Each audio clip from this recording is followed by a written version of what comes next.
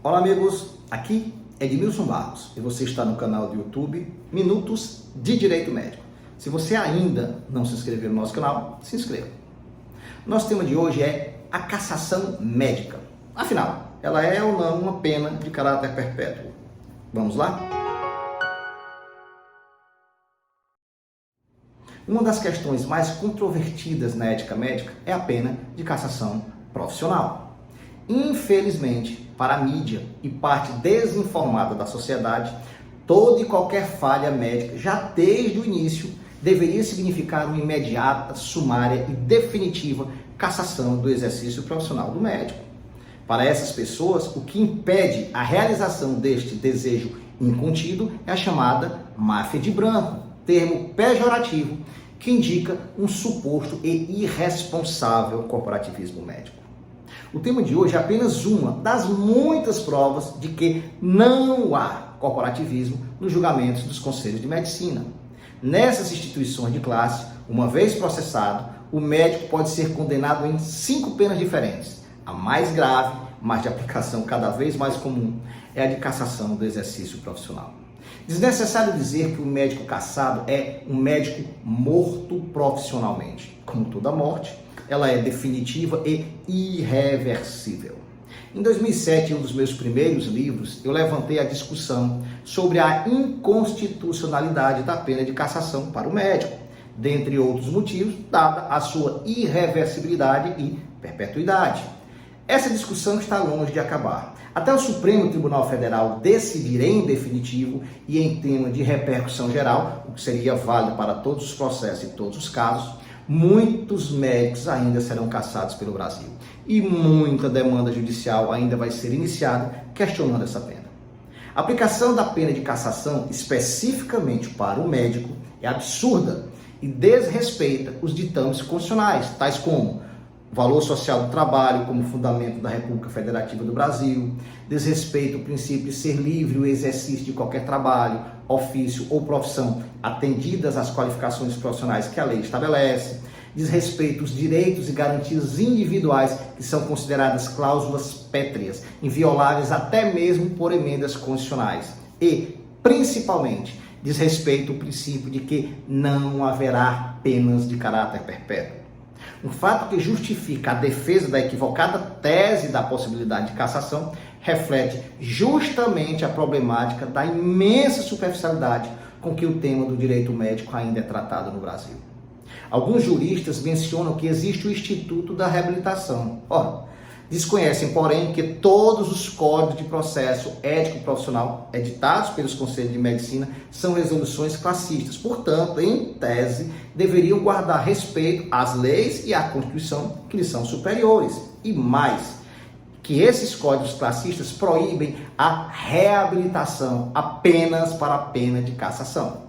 Isso significa dizer que, para os conselhos de medicina, pelo menos atualmente, o médico, uma vez cassado, nem sequer terá direito a pleitear a reabilitação. Na verdade, esse médico jamais voltará a clinicar.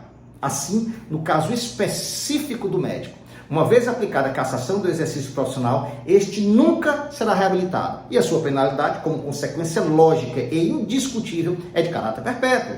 É bem verdade que outros órgãos classistas, exemplificativamente a própria OAB, prevê a pena de cassação, mas todos esses órgãos, salvo o da medicina, igualmente permitem a aplicação do Instituto da Reabilitação, mesmo para os casos de pena máxima, cujo requerimento somente vai ser permitido após um determinado lapso temporal, variável, cumprido depois de um integral cumprimento da sanção disciplinar. Nenhuma outra profissão regulamentada por lei possui rigor tão grande quanto a cassação, quanto aqueles dispositivos aplicáveis aos médicos. Refletindo desinformação jurídica e tentando justificar o óbvio injustificado, aos que defendem que a proibição constitucional às penas de caráter perpétuo só se aplica ao direito criminal ou às suas penas de encarceramento. Para eles, sendo assim, as sanções não penais, como as administrativas de cassação do médico, aplicada pelos conselhos de medicina, estaria permitida. Para começar, caberia aos defensores dessa corrente comprovar que essa era a intenção de quem elaborou a Constituição de 88. E essa interpretação, um dia, há de ser feita pelo STF.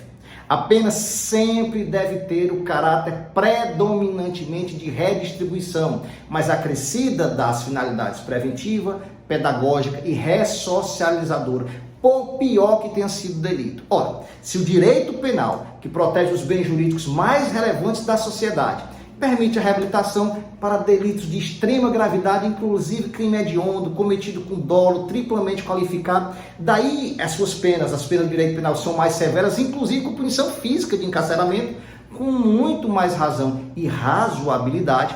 Deve o ordenamento jurídico prever a reabilitação para ilícitos éticos de gravidade bem inferior aos tipos penais. A cassação do médico claramente é perpétua, pelo menos do ponto de vista fático, já que uma vez cassado, ele nunca voltará a ser médico. Para alguns, a cassação não seria juridicamente perpétua. Eu não sei explicar o que seria então, como algo permanente, irreversível, definitivo e vitalício, não é perpétuo. Tenho certeza que nem os defensores da cassação conseguem explicar isso. Considerar a cassação do médico como um ato jurídico regular, além de ser interpretação perigosa, abre espaço a excessos e a arbitrariedades. Até porque ainda o agravante de não existir uma correlação prévia entre qual pena corresponde a qual delito ético, ficando o médico à mercê do humor do conselheiro e julgador de plantão. Ao contrário daqueles que entendem que, como os conselhos de medicina e alguns juristas, entendo eu que a proibição constitucional à pena de caráter perpétuo se estenda à sanção administrativa de cassação em razão de falta ética. Em casos graves, mais do que aceitável, que haja uma inabilitação profissional do médico por um período determinado, até por vários anos, e até que a reabilitação seja condicionada à comprovação de outros requisitos, como de formação ética, de aperfeiçoamento, são medidas mais do que suficientes para desestimular atos antiéticos da categoria médica. O que não pode é uma norma classista do próprio Conselho de Medicina, que é uma norma infralegal e infraconstitucional, proibir a reabilitação para o médico cassado. O problema poderia ser facilmente resolvido pelos próprios conselhos, revisando o seu Código de Processo Ético Profissional e permitindo a reabilitação para a pena de cassação, ainda que já estabelecesse critérios rígidos para o cassado um dia voltar a ser médico. Por hoje é só. Participe, mande suas dúvidas, inscreva-se em nosso canal. Grande abraço a todos e até a semana que vem.